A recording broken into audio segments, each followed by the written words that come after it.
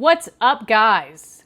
All right, this is an actual interview with Dave Knapp. I did it a little over a month ago, right before my knee surgery, just didn't get it posted because of all of that. But it's a great interview, and I wanted to get it up for you guys. You know him, you love him. Dave Knapp on the pen just came out with a book, by the way. I'll put a link to that in the description at the end as well. That's it. Let's go. So, hi, Dave. Kelly, it's good to see you again. Always good to see you. Good to see you. This is just a little conversation about, letting people know who you are, what your story is with these GLP-1s in your journey, what it's looked like. So I guess just to start out, tell me about you and kind of what got you on this journey with GLP-1s. Yeah.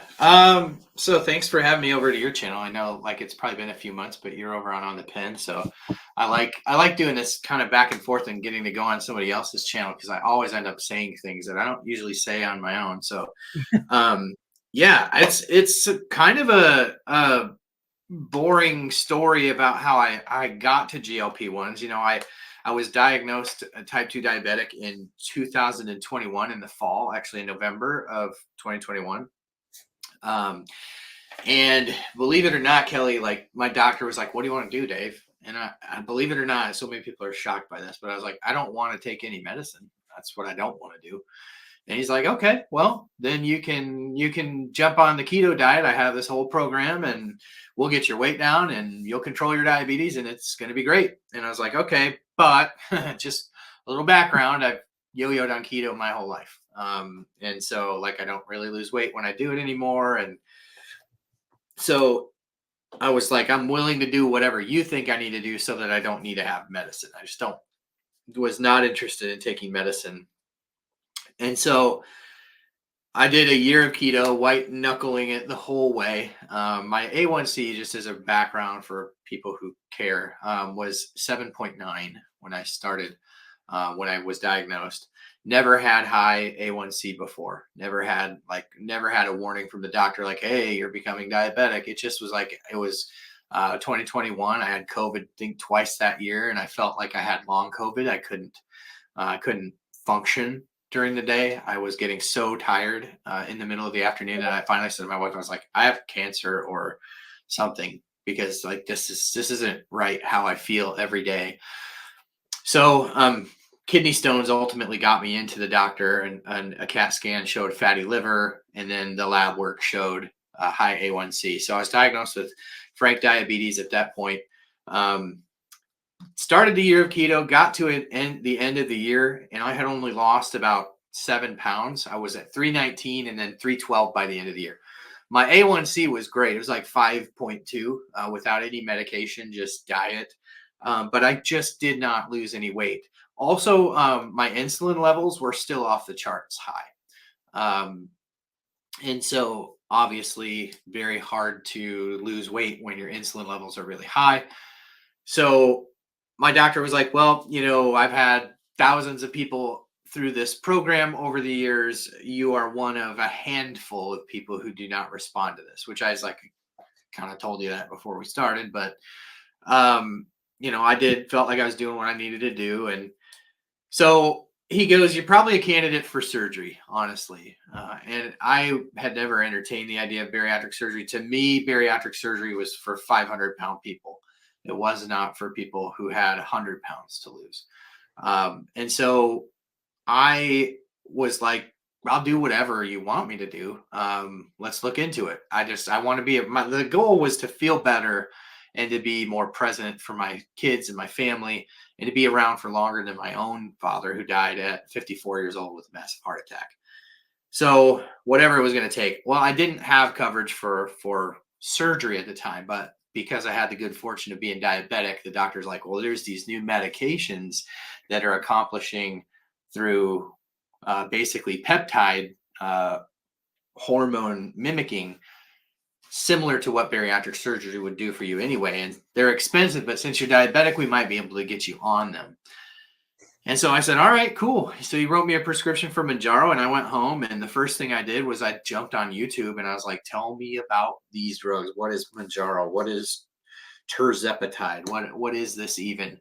And there was a ton of stories right away that I found on YouTube, like people who were, I lost 100 pounds on Ozempic. So then I'm like, Ozempic, that's not what I'm searching. Why am I finding Ozempic? So then this led me down this rabbit hole and kind of did two things for me. It made me learn for myself what these medications are. And because I have a background in sales and marketing, I know how to talk fast. Once I learn something, I know how to articulate things and boil big, heavy concepts down into bite-sized bits of information that are digestible for people that are just trying to learn quickly. And so, because there was a deficit of that information, I started making videos at that time too, just a little bit to chronicle my own journey, but also like I thought people are looking for this. I was looking for this and it wasn't there. So I'd like to put it there for the next guy behind me, because these medications really look like they could actually absolutely change the landscape of health in the world. And so I was an early adopter of content creation in this space, and really just efforted to share what I was learning. Um, I don't know if you want me to get into like how I responded to the medicine and my own journey, but I'm happy to if that's kind of the direction you'd like to take it. Yeah, I mean, I So think oh, yeah, yeah, I think it's go important. ahead. I was just saying, I think it's important because, I know your story, or at least what you've shared, and I think there's people out there that would benefit, knowing Sure, they're not sure. alone. So spoiler alert, this one is going to be one for the slow responders or the low responders to GLP-1s. That's one of the things that makes it hard to be a content creator in this space, is the fact that I don't respond to these the same way my community does by and large, which is an interesting spot to be in. But so I started on Mounjaro in the fall, in November 8th. It was like the day before the OG savings card, which I always like to, I keep this handy. This is the OG savings card. This is like, should be in a museum someday. But the OG savings card, which basically gave anybody who had a prescription for Mounjaro $25 fill, right? It was amazing. It was the wild, wild west.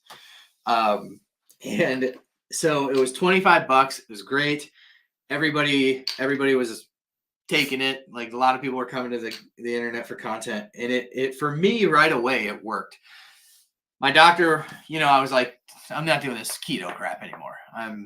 It doesn't work for me. Like and it's sort of this weird dichotomy of living with obesity and then type 2 diabetes. Cause my obesity journey, my journey with my weight,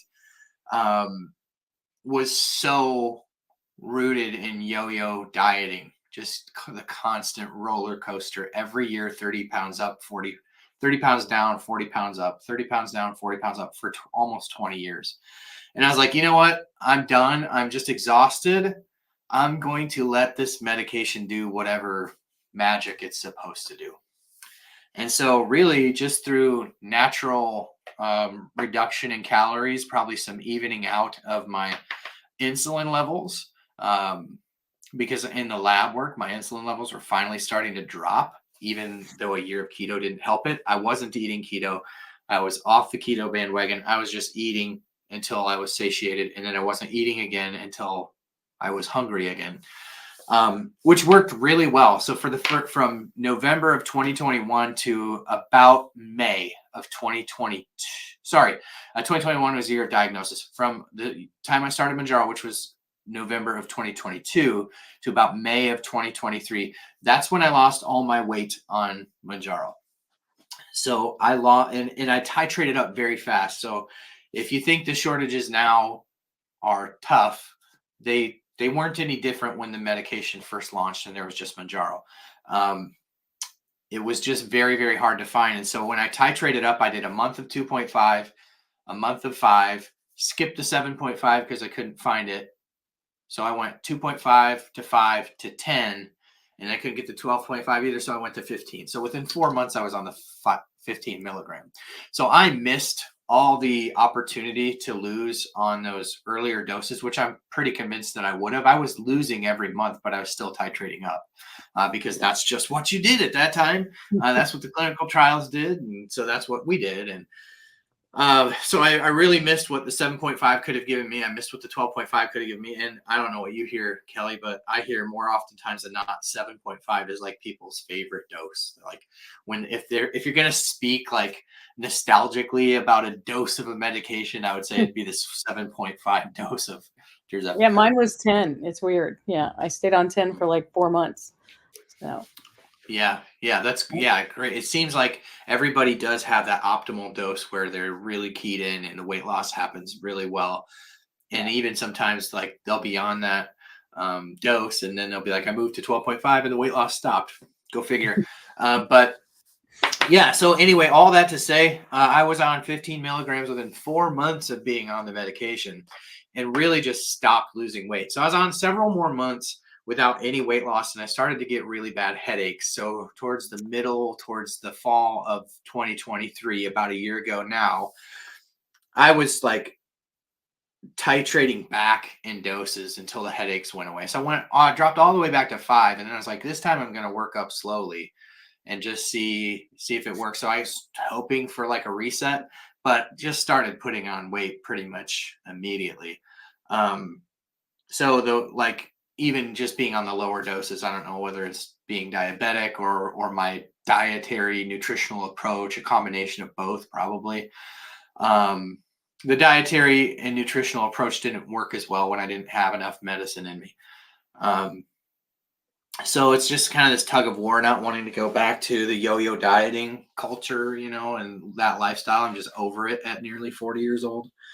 Um, and I know how it ends for me. I go extreme one way and then I'm going to go extreme the other way, just the way that it works for me. So I ended up towards the end of 2023 actually getting off of Tirzepatide altogether. And I thought maybe if I could take a break from this and get it out of my system, maybe I'll respond to it better in a few months.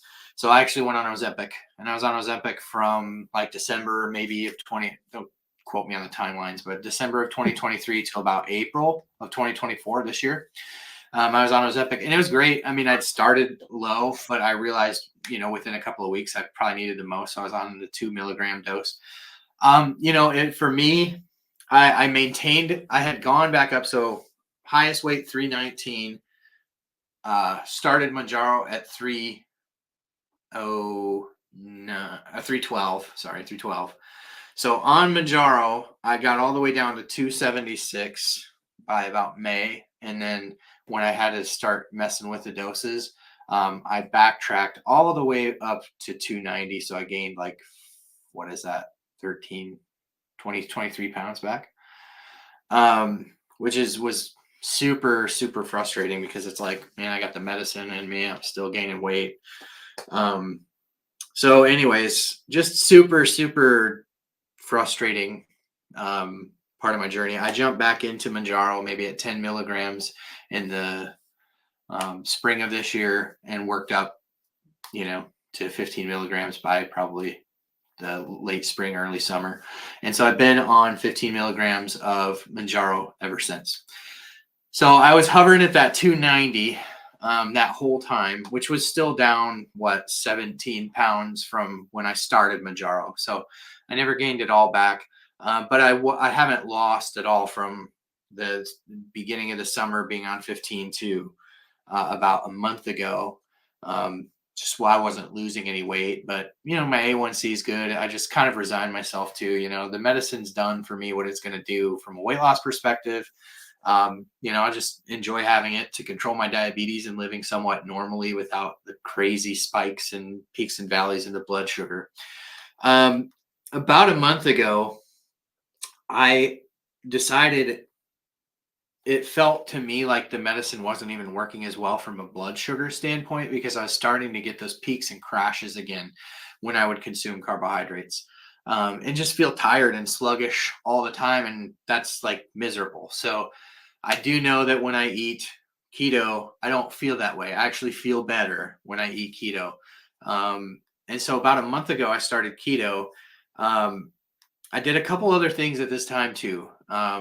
And some of this is like, I'll be making an update on my own personal journey here on my channel in the next couple of days. But I incorporated a couple of things that were different this time. The first thing that I incorporated was I've been learning so much more about how our body fights against natural endogenous GLP-1 and really against these medicines to some extent. We make a gut hormone, or sorry, a gut enzyme called DPP4. It's basically the byproduct of gut bacteria. So you make this DPP4. Well, DPP4 is like the natural enemy of GLP-1. It breaks it down. That's why when you eat food, it's a nutrient stimulated hormone. So your gut starts making GLP-1. It is the DPP4 that sees to it that that GLP-1 only lives in your body for a few seconds, like less than a minute.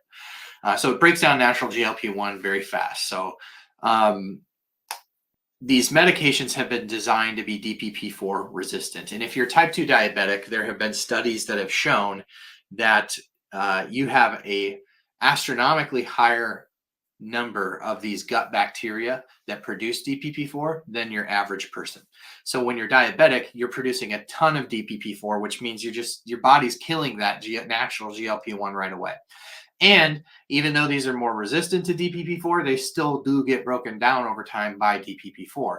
And so I'm learning about this gut stuff. And one of the things that I had a horrible habit of was every day I would drink a lot of Diet Mountain Dew. It was like my vice, right? And so I decided at the time, I'm like, I'm going to just cut out the Diet Mountain Dew thing. I haven't been super strict about what I replace it with. I just didn't want to replace it with something else that was full of aspartame, because I've read things about aspartame being counter beneficial to gut hormone or gut health. And so I thought maybe I'll try that. I also introduced a probiotic into the mix to help sort of reset my gut health. None of this is scientific. It's just stuff that I felt like from reading would be beneficial for me.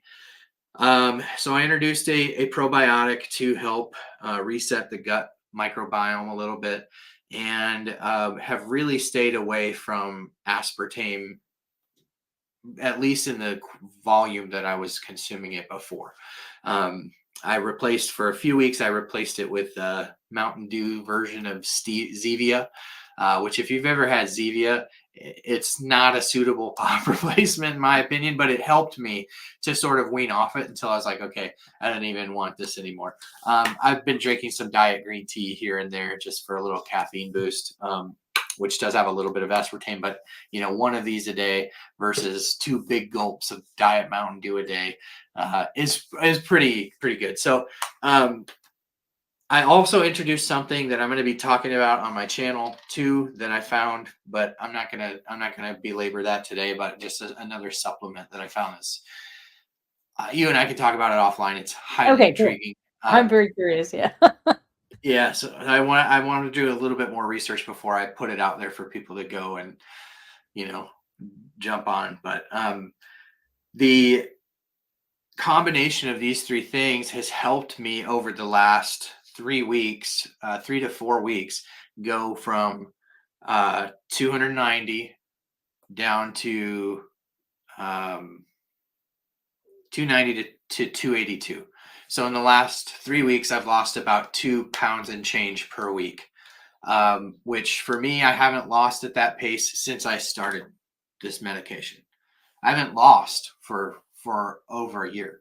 I've only gained for over a year. So it has helped. And during that time, I have gone on keto 2 or 3 times, just switching things up or whatever. I'm like an abused puppy when it comes to the ketogenic diet. But this time around, coupling it with those couple of things has really helped me to move the needle in the right direction from a weight loss standpoint. So I'm excited about that. Blood sugars are good. But yeah, to kind of put a bow on it, it's hard to make content about this stuff when you're struggling so badly with it. But I mean, I think it's also like there's a good handful of people that just won't respond to these medications the same way. And that's, of course, why I'm always talking about the new stuff that's in the pipeline, because it offers real hope to people like me who haven't seen the same kind of response. Yeah. Are you ever thinking about trying to get into a study or anything like that? I've looked into the retatrutide trials, the CagriSema trials. Everything I find, like you've got to be off the medicine for quite a bit, and so I always get back, like you unfortunately you don't qualify for this study, so Yeah. I don't know what's the underlying thing, whether it's that I'm on currently on a GLP-1 or what, but I would love to.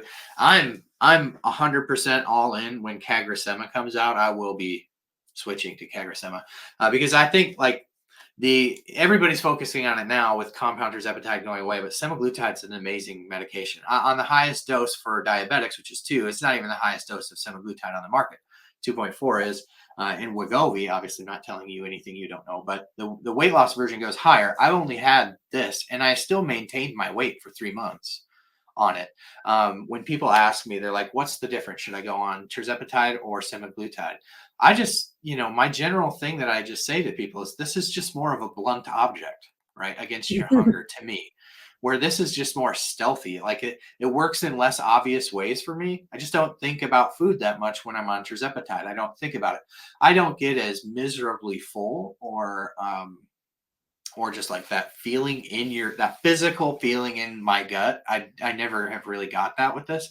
With semaglutide, it was like there's a brick sitting in my stomach, and I physically that's what kept me from consuming fewer calories, where this kept me from consuming fewer calories just by thinking about it less, if that makes sense. So Yeah. Oh, it's a no. great option, in the absence of tirzepatide, if that is the way that things shake out over the next couple of months. I think it's really important for people to know, especially in the TikTok world. In the TikTok world, like we grew up on these GLP-1 streets learning about tirzepatide because it's been the king of the hill for the last 2 years. And that's what everybody talks about there.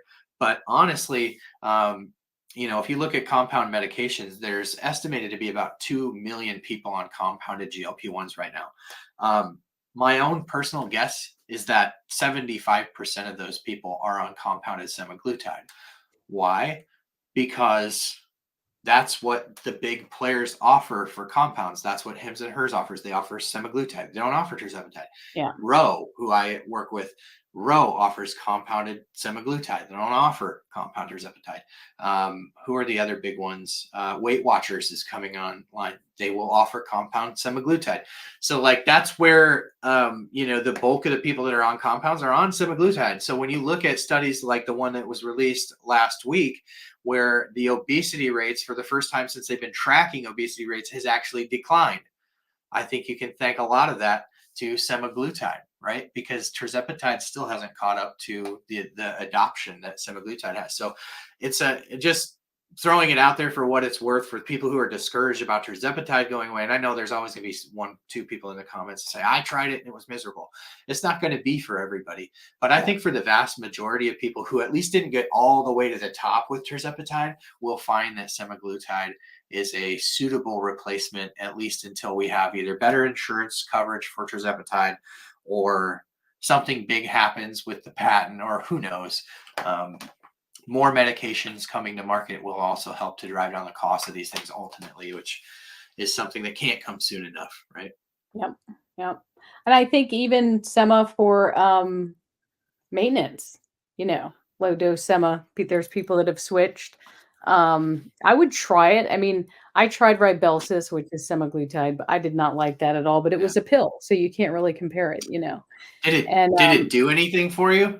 it Like did, when you but took Rybelsus, did it do? it did. I just did not. I did it for 4 days and was like, nope, Oh, I'm not doing this. I that just was quick. didn't So like you were it. on. Did it make you feel weird? Yeah, I felt icky, just Huh, constantly ick. It's hard to describe. And with sure. tirzepatide, for me, it's I love the quiet. I mean, it's even quieted like my ADHD brain. So it's doing more than just quieting the food noise for me. Now, maybe Sema Yeah. would do that. I know it does for some people, but I want to try it one day just to try it and see the difference, But I'll wait. I'll wait for Yeah. now. So, Yeah. but I don't, obviously neither of us are doctors. So everything we talk about is in the context of, what can guide your conversations with your doctor. But the one thing that I do see is people who are on tirzepatide who jump in at a really high dose of semaglutide.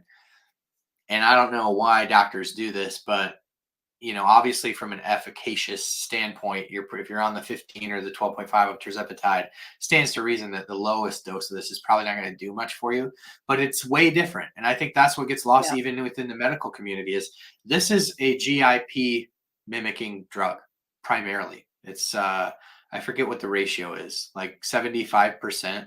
This is like 75% GIP, which is a totally different hormone than GLP-1. All this is a GLP-1 mimicking drug. GLP-1 and GIP, though under the same umbrella of class of hormones, are different hormones. And so people's bodies do different things. It's just more blunt. It's more of a harsh, to me, was more of a harsh, like appetite suppressant, where this was, again, it just quieted the noise that goes on in your brain. I can definitely, as somebody who has ADD too, attest to that. There's some sort of connection there, right, between the ADD mind and how it works, and maybe the compulsion or boredom or whatever it is that sort of triggers, binge eating or overeating or whatever it may be. And I think they'll do more studies, and there will be a lot to learn from that. But I would say just caution anybody who's going from this to just like take it easy, because if a Mhm. low dose of this, if you respond to it, then again you have higher to climb and more weight Yep. to lose. But if you start off maxing out at the highest dose, a lot of people within my community will say it was way too harsh. They were sick for a week. It was a miserable experience. So you could maybe avoid some unsavory side effects by starting low. B, you have higher, uh, Dr. Rosen talks about, you have rungs of the ladder to climb. Like you're not just starting out maxed out at what semaglutide might be able to do for you. So just Yep. some things to consider, because I know there's probably a lot of people that are going that route right now, or maybe Yeah. they're sick of living in the uncertainty of the compound tirzepatide world. Yeah. And I think it's a lot of people think it's dose to dose. I know somewhere I heard that if even if it were like 0.25 sema likely has more Equals, GLP-1 in it than 2.5 tirzepatide. Like it's right? actually stronger on the GLP-1 side of things, even though it's supposed to be, but I know it's not a dose to dose. And that's the thing. It's like people ask all Yeah, the time, well, what dose should I start on? I'm like, well, it's up to you and your doctor, but it's better to start too low than too high. yeah. You And can limit. the other thing that I would add too to that, Kelly, because you bring up a good point. The other reason why it's not apples to apples is even if you strip tirzepatide of its GIP properties, it's still a totally different molecule that's binding to Yeah. receptors than this is. This is like two amino acids different than endogenous GLP-1. It's very close molecularly to GLP-1, so it's likely that the GLP-1 in this is more efficacious. I'm speaking completely out of my butt as a guy on the internet who's just read I do about it all this the stuff. time. So take it with a grain of salt. But like I would contend that like because this is so close to the endogenous makeup of GLP-1, it's probably a very potent version of it. And I think that you see that like Novo Nordisk is doing things a little bit different than Eli Lilly. Like their next generation of drugs includes semaglutide. The next generation of Lilly drugs are completely different than tirzepatide, though they are going to add um, adjunct treatments to tirzepatide. Like clinical trial just dropped this week that is recruiting for those who may be looking to get on a clinical trial, where they're combining tirzepatide with Eli Lilly's amylin agonist called eloralintide. So amylin being another nutrient-stimulated hormone that's co-secreted into pancreas with insulin. The next generation of the one from Novo Nordisk is CagriSema. So semaglutide plus caglarinotide, which is their amylin agonist. Lilly is starting a trial with tirzepatide plus their amylin agonist. Really, it's a diabetic trial, so you have to be diabetic to get on this clinical trial. But it's interesting to see how Novo is building off of semaglutide. I think because it's such a powerful drug, and Yeah. you see that in the select trials. You see that, maybe not to the extent that this is doing things, but you see some really great results. And so, yeah, semaglutide's an amazing drug. Well, I'm excited for Retta too. We'll see what happens there. Right? Who Yeah, tried? that's an interesting one. Who tried? Yeah, retatrutide's really exciting. It's just like like it's so far away on the calendar that it's hard for Yeah. me to get excited about it. But I know between the people on in the clinical trials and the people that are getting it from less savory sources, um, I mean, the anecdotes that you hear, and I mean, we've had Mimi. I don't know if you know Mimi from Australia, but she's been on Mhm. twice on the pen. She's in the retatrutide trial. I mean, her results are outstanding because it's not just it's the next generation of weight loss, right? It's weight loss that preserves lean muscle, that increases and boosts your actual body's metabolism. That's And it's amazing. just Yeah. the next generation. And so retatrutide is extremely, extremely interesting to watch. Be interesting to see what happens with that FDA case that's going on right now. I'm sure you've seen Mhm. this where Lilly's trying to get it classified as a biologic, and the FDA is throwing a flag on the field. And if I of mean, course if they are it's not though, successful. right? It doesn't have enough, doesn't it need more amino acids to qualify? They're So just I trying to think I think basically what the FDA is saying, and don't quote me on this, is just like there's a superfluous one in there for the explicit purpose of try to getting get it it. classified as a biologic. But like if they're successful, there will never ever be a compound version of retatrutide. But Even I though there think is the already. way, yeah, right. Even Even though though there is already, which is a whole nother topic, it's crazy. And I mean, as a slow responder, I don't fault people for being desperate, right? yeah. I am too. Uh, Well, and what's weird to we me, want to get it. we don't have to fully go down this rabbit hole. Obviously, we all know about Be research fun. and It'd be funner if we did, though. yeah, no, I'm all for it if you want. I mean, it's up to you really, but how it is now showing up at 503A pharmacies. Yeah, Obviously, it's all the yeah, same, it's coming from the same place, I would think, but yeah. it I is showing think, up. Does it make it any safer if it's coming from a 503, or is it basically still yeah. I mean, theoretically, I mean, I think that a lot of the compound sources of the API for whether we're talking 503B or 503A, I think a lot of the source API is from the same place, and we're talking Tirzepatide, Semaglutide. Um, So I think it stands to reason that it could be similar sources. I haven't done a great deal of research into the people who are offering it, only to be like, how the heck Mhm, are they doing mhm. that? I've even commented on some of the videos, and I'm just like, I'm not trying to be a jerk. I just want to know how you're able to do this. And Yeah, of course, nobody responds to it because it's sketchy. But yeah, I think it's very interesting. And people and their doctors have the right to try whatever they can mhm, within the legal bounds, and I'm all for it. Obviously, the things that we always caution people against are gray market peptides that are mhm. coming, without prescriptions, without doctor oversight, and labeled as for research grade purposes, not human consumption. That's the kind of stuff that I say stay away from for sure. Um, but I definitely don't fault doctors and patients for finding a way to get what's available out there to try to help people to get to where they want to be.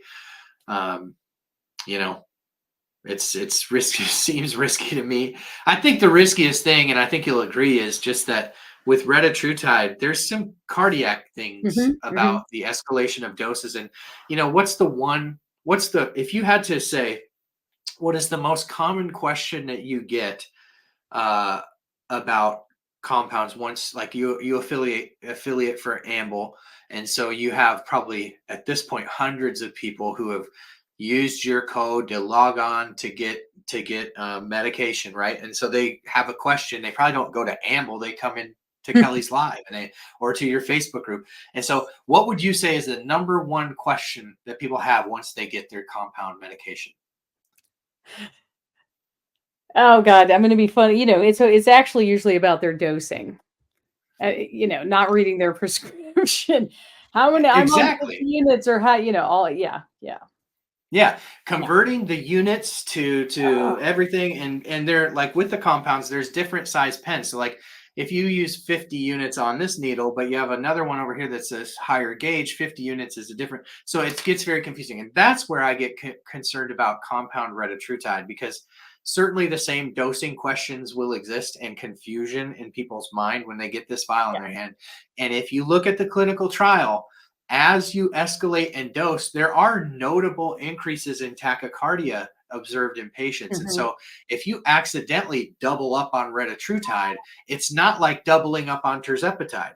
And so that's where I get the most concerned, because the number one question that people have when they get the compound versions of the drugs that are commercially available now is all about dosing.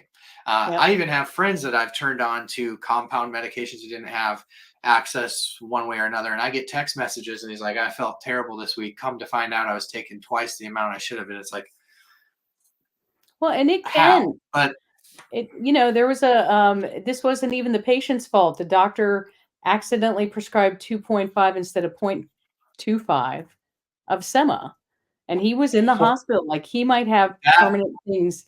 That's that's like lawsuit stuff right there, but it wasn't even the right, patient's fault. And but that landed right. him in the hospital, like, immediately. I So, don't doubt it. I mean, going from 0 to 100 on semaglutide, I would worry way less about somebody doing that with tirzepatide, yeah. I know someone who because did it just doesn't. 12.5 accidentally, and they did not go to the hospital. So, Yeah, yeah. oh, Yeah, it's great. It's crazy out there. So to bring it back home, the retatrutide stuff being available in compound is scary to me, because I think my concern with all of compounding, I like when I saw that telemedicine companies, in response to the shortage going away, were offering 1 year of medicine. I think it's great to give people access to medication and like a supply that they can sit on, yeah, um, and not have to be nervous about losing their access to their treatment, the progress that they've made, the treatment for their disease, etc. But my biggest concern whenever something like that happens is the increased capacity of somebody to get hurt. Not necessarily because I think anybody can hurt themselves in a way with these medications that is, could cause somebody to lose their life. But I do get concerned about people getting seriously hurt, like your friend there, because what happens is that becomes fodder for the media. Like, you've mhm. already seen the media Oh, I know. loves to demonize these medications because it's clickbait. But also Eli Lilly, Novo Nordisk, while I don't contend that they like to see that kind of news, it's fodder for them in their fight in campaigns Absolutely. against compounds. So when I get concerned about that stuff, it's not out of uh, any shade against compound. It's that I'm afraid that something like that is what's ultimately going to lead to everybody losing access to it. Yeah. Because if all of a sudden the story in the newspaper is people taking knockoff versions of these medications are ending up in the emergency room, we've already seen these. But if that's what gets into the mainstream psyche, then it will be very easy for legislators to pass legislation against this stuff. And compound pharmacies are so critical, to the healthcare system beyond GLP-1s. And I think that's what this community loses sight of sometimes, unless they've been directly impacted by compound pharmacies. But for many people, they didn't know compound pharmacies existed prior to being on a GLP-1. And many people with sick kids, with cancer, with you name it, rely on compound pharmacies. And if we allow them to be demonized and villainized because of people's or doctors' ineptitude to prescribe whatever it may be, that's bad for all of us. Yeah, yeah. So that's what I'm most concerned about when I see that stuff, is just somebody getting hurt and then that ruining it for everyone. Yeah, I'd love to see, like, each compound pharmacy put out a little, "Here's how to read your box. Here's how to read your dose. Here's what." I mean, will they watch it? I don't know, but not everyone reads it and even knows what it means to put 12.5 units in. They figure it out. But it's like, I think there Yeah, could be more education. And then, I think my big hang up is with places. I'm not going to demonize all med spas, but places that I've run into people being dosed up too quickly, things like that, at a med spa.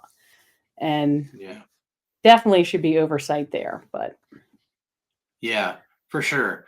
For sure. It's wild out there. I mean, It is, it is. I've But seen I don't some. want them to go away, and it's like, so then you also have to be careful about what you say because you don't, even our conversation right now, it's like, okay, now we're going to put that out there. Should we? I don't know, Yeah, I don't but know. Maybe that gets edited out, yeah, but yeah, it's definitely. I mean, at the end of the day, the access to safe and affordable alternative versions of these medications is critical to now yeah, millions of people, and we can't just be willy nilly taking them away because we've arbitrarily decided that in the middle of the game we're gonna define the rules, right? yeah, And I think that's where a lot of this is coming from, and why there's been so much uncertainty is like the rules have not been clearly defined, and so you have all anybody who has financial interest in it is like trying to define it on their terms. yeah, Compound pharmacies believe that they should be able to compound these as long as they're adding something to it. They're operating within the rules. Where Eli Lilly, they're just like, well, we believe that we can supply an adequate amount of drugs, so it's off shortage. yeah, Everybody's just kind of tugging at the threads, and the FDA is kind of in the middle, like, well, we don't really know what's going on either. And in the yeah, middle of all the patients, and there's people paying a real human toll for the lack of clarity in the law. And so I yeah, hope we get resolution to it all soon. yeah. And I think, I mean, how hard it is to get things changed in the government and to change regulations, and the FDA doesn't want to give up power. And, but because this has never happened before, I heard someone saying the other day, stuff goes on shortage all the time. When it comes back off, there's a surplus. This isn't a thing where it's coming off shortage and people can't still get it. And now you have millions of people suddenly that would be without access potentially.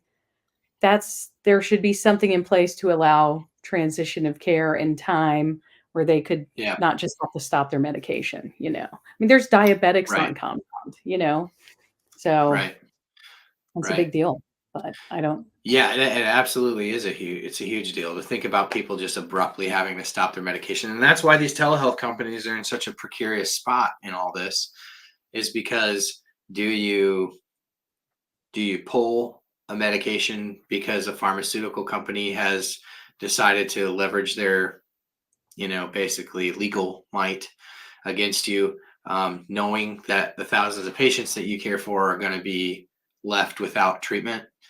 Yeah, Um, it's just a hard thing to navigate, and again, I think that we will probably see some reform come out of this. yeah, I I hope think so. it's important to advocate for good reform, right? Mhm. I think Right. less power from all of the people who are financially vested in it being one Mhm. way or the other, um, and ultimately just clearly defined um, on ramps and off ramps to compounded versions. I mean, the thing that gets lost in this community is like, yes, compound pharmacies have always existed, but compound pharmacies have never been used like this Never. for one specific drug. Yep, It's really yep, crazy. yeah. Um, so yeah, But I yeah, think we're be gonna see interesting to more of see. this moving forward. This is not there's other medications, even if it's just in this class, that are going to become we're gonna run into this again with something new, like whether it's Cagra or, Yeah, so. Well, right. Dave, Yeah, it's crazy. thank you. Thank you for coming Thank you. on. Yep. And I'll do a nice little outro. I'm going to cut this part. Let me just end the recording, and then I'll do it. Unless there's anything last you'd like to say. I always forget to say that, and I just. Yeah, no, I do it sometimes, and some other times I forget too. I think if I had to say, one thing in the context of this conversation today is that if you are struggling because you're not responding to these medications the way that either the people around you are, or you expected to, understand that like other people have received a treatment that fixes for them what's biologically broken. You need something else, and that something else is right now they're in clinical trials.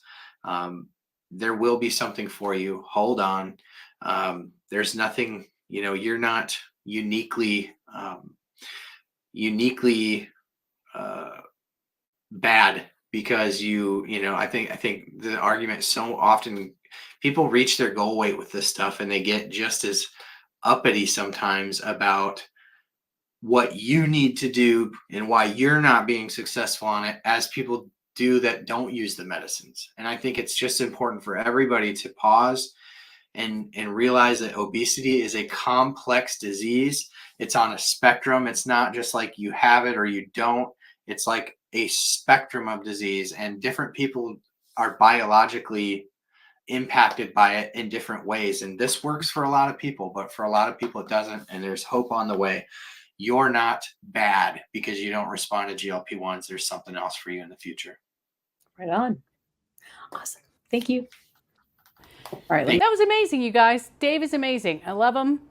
Great interview. If you read in the description down below, you can find all his socials where you can find him everywhere. So go look at that. And it was a pleasure. It was a pleasure interviewing you, Dave. And I hope we do it again. All right. Take care.